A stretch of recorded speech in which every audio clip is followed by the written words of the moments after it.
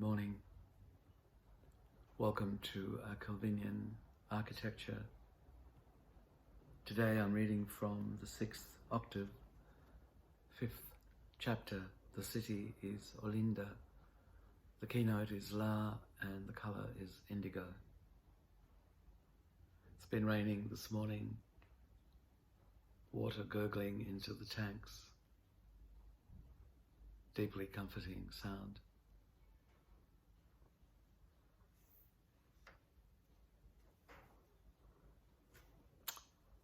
I'm reading verse 2.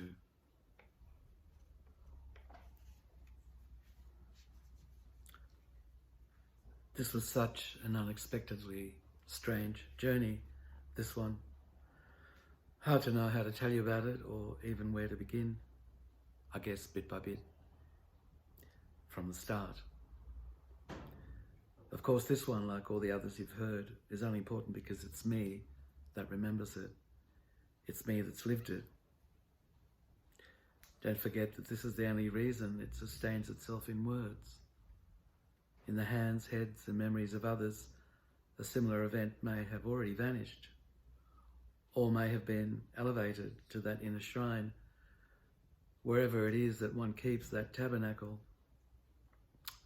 Inside it, the transmutation takes place between each single event's silky, spongy, sticky chrysalid self and its glorious butterfly self, finally fluttering free into flight from its memory cocoon as a transmuted significator. That flight, though, being illusory, my friend, and as temporary and melancholy as these very words will inevitably prove to be. The start, then, is Byron Bay, August 1994. I was living on the beach, right on Balongal Beach, in a little flat next to a bigger house. All I had to do was walk out the side door and I was on the beach. I'd get up early each morning and walk a bit, look around, smell the air. Then I got to taking up exercise across the road. In an old abandoned abattoir, someone had started Pilates classes and I went along. At first, reluctantly, I was only looking for something to anchor my day, and then more and more regularly until each night I couldn't wait for the next morning's class. I was staying up there for a few months working on a project, an idea for a series of performances based on the Tibetan Book of the Dead. And I was reading and thinking a lot about the spaces in between things, the portals, or bardos, as they're known in Tibetan Buddhism. So during the day, I'd be thinking about all that, and at night, I'd cook and eat and listen to the wind in the roof, the roar of the tide coming in forcefully, and the sucking sounds of it leaving just as decisively all that sand behind, all those grains that it had saturated and won over most enthusiastically only a few hours before. The early morning classes were doing me good and I could somehow feel it. One morning though, and this is the story, one morning something very strange happened as I was doing a series of movements designed to stretch my hips. But something loosened instead inside my head. I felt it snap, audibly almost. And then the snap resounded somewhere in the middle of my chest. I suddenly twisted into the position of a woman about to give birth, and I felt overwhelmingly that the woman was my mother. And my mother was about to give birth to me. An enormous, unknowable, inexplicable fear gripped me, a fear unlike any I'd ever experienced. Like standing in the face of an approaching tornado or enormously swelled ocean wave, rooted to the ground or with legs straddling some enormous gap in the earth that was being pushed and torn apart by a terrifying earthquake. I tried to quell my instinctive moans and whimpers as much as I could. Fortunately, I was alone at the far side of the exercise room and no one really heard me. During the next few minutes, I lived through some of the enormous fear my mother must have experienced as she gave birth to me. She was only 21 when I was born. I got a sense of how terrifyingly alone she must have felt, how utterly unprepared she'd been for the hugeness of what was happening. Though I fought against it, I finally froze into a fetal position as the process of giving birth to myself slowly came to an end.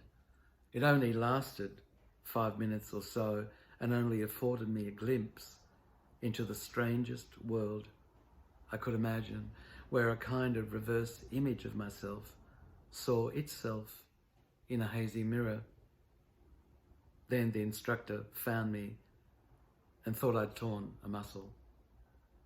I was happy to go along with that. I was helped outside and I kind of stumbled back across the road. I went to sit at the edge of the sea and I let the tide wash over me a little. I found that somehow soothing, reassuring. By the evening, I was able to write to my mother and try to tell her what had happened.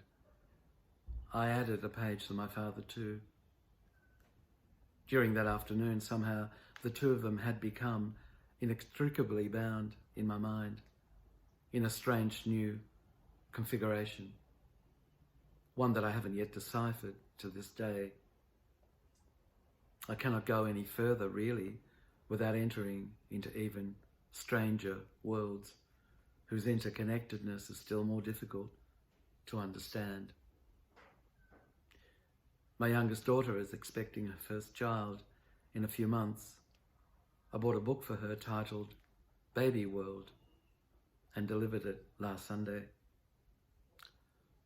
I wanted to find the time to tell her the story, maybe some others as well, but they're my chrysalids, aren't they? After all, what do I have that I could really show her or tell her about, except this strange kind of butterfly collection that I no longer have access to, that I could not even manage to keep intact, that I cannot even describe, whose multicolored wings I now only occasionally hear beating on the edges of the remotest country, deep within my female hips.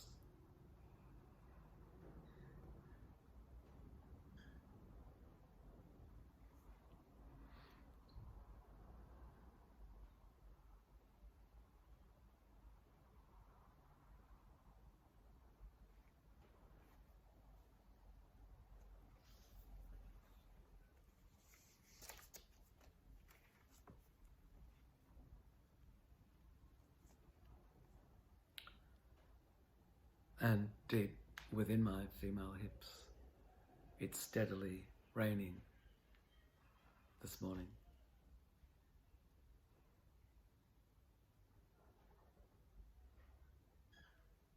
Very comforting rain.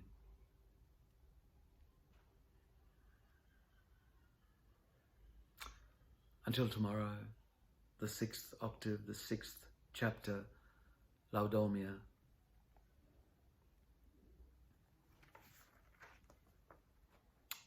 I wish you a comforting afternoon.